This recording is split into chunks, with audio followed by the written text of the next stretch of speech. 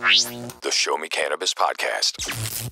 Hi YouTube, this is Show-Me Cannabis Executive Director John Payne, and this week we're going to be talking about the growing acceptance of cannabis legalization in the United States.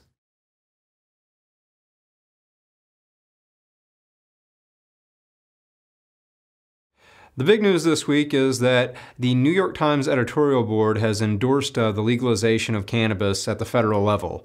And actually they're running a series of editorials on the subject over the course of the entire week. Now the New York Times is still the newspaper of record for the United States, and this is having a huge impact on the national political debate. And I'm actually proud to report that here in the state of Missouri, our biggest paper, the St. Louis Post-Dispatch, actually beat them to the punch by endorsing legalization a couple of years ago.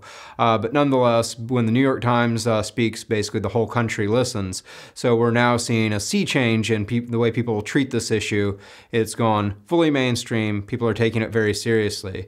Now, if we can just get a few more of Missouri's papers on board, we have the Post-Dispatch and Columbia Daily Tribune have been supported for a long time, but the Springfield News Leader is still kind of on the fence, and the Kansas City Star has been pretty opposed for a while. So we need to have some work to do here in Missouri, but things are definitely looking up from that standpoint.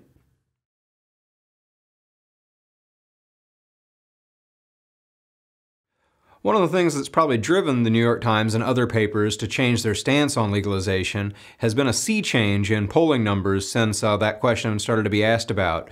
Gallup asked for the first time about the legalization of cannabis back in 1969 and found that only 12%, about 1 in 8 Americans, favored the legalization of cannabis. Then in 2011, for the first time, they found that a bare majority, just over 50%, supported legalization.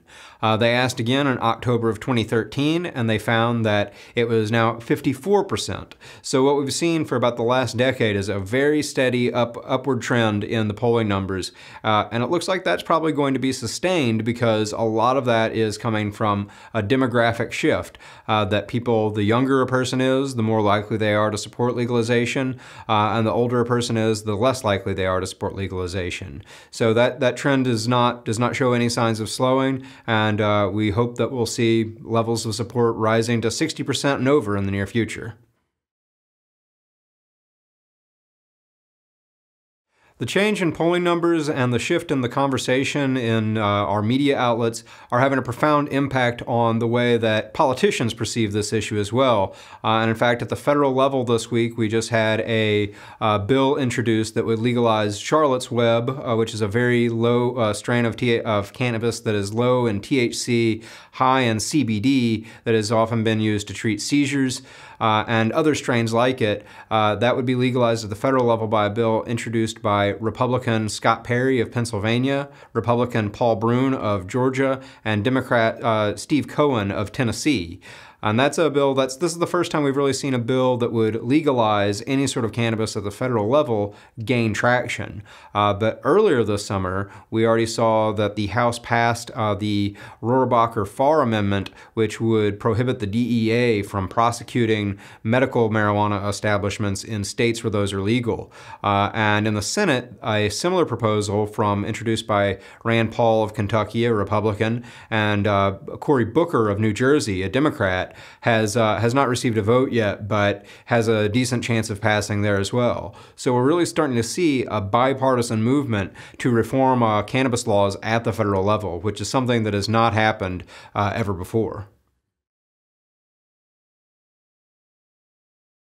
These changes are also having an impact here in Missouri at the state level. Now, our legislature is out of session until the beginning of the next year, but we did just have a bill signed by Governor Nixon to legalize the production of high CBD strains of cannabis and cannabis oil to treat intractable epilepsy, and the regulations on that are being written currently. But I think we have a good chance of expanding that sort of system into a really robust medical system in the next legislative session. discussion, because there's been a lot of education done by Show-Me Cannabis and by people like you coming to talk to legislators.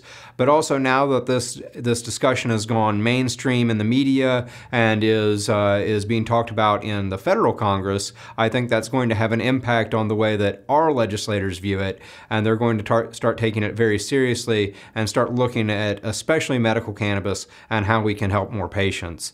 Of course, I don't think that they're going to take the step of full legalization on their own, so that's why we are preparing for an initiative campaign. We'll turn in our initiatives right after the 2014 elections and try to get those on the ballot for consideration in 2016. Thanks for joining us this week, and I'd encourage you to share this video, subscribe, and keep talking about this issue, because that's what's really driven these poll numbers and these editorial changes across the country, is people like you breaking the taboo and discussing the subject. Also, we need your help to make this happen here in Missouri. Even whatever happens at the federal level, even if it's legalized federally, we have to make the laws here in Missouri change, and so we need your help. If you can volunteer or contribute, we certainly appreciate that. Thank you very much. See you next week. Show-Me Cannabis, fighting to reform Missouri cannabis laws. Find us at show-mecannabis.com, Facebook, YouTube, and Twitter. Together, we can reform Missouri cannabis law.